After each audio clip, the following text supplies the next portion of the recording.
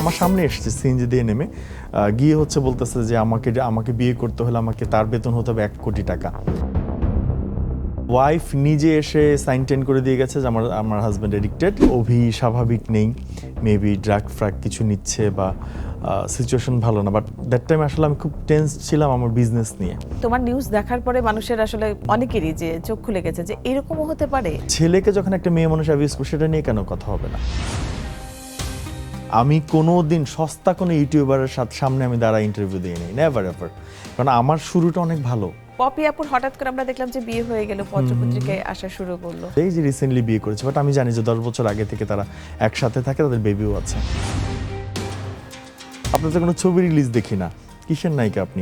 কয়টা ছবি রিলিজ আপনার? আপনি 3 লাখ টাকার ড্রেস কিনলেন কি করে? আমাকে কোন মেডিসিন খাওয়াচ্ছে সেটা দেখলা না, কোন খাবারটা আমাকে খাওয়াবে সেটা দেখলা না, না দেখে দিয়ে দিলা। পৃথিবীর কোনো দেশে শিল্পী সমিতি নির্বাচন বলে আলোচনা কিছু নাই, এত আলোচনা নাই, নির্বাচনই নাই। অবহেলা পেয়েছি আমি, যে ব্যাপারগুলোতে গুরুত্বটা প্রপার পাইনি, আমি সেই গুরুত্বটা যেন প্রপার এনে দিতে পারি, সেই জন্য আমার এই চেষ্টা। নেক্সাস টেলিভিশনের বর্ণাঢ্য ঈদ আয়োজনে দেখুন বিশেষ কাট আনকাট। শারমিন দীপ্তের সাথে চিত্রনায়ক অনিক রহমান অভি থাকছেন ঈদের 5ম দিন রাত 8টায়। প্রযোজক মোহাম্মদ হাসান।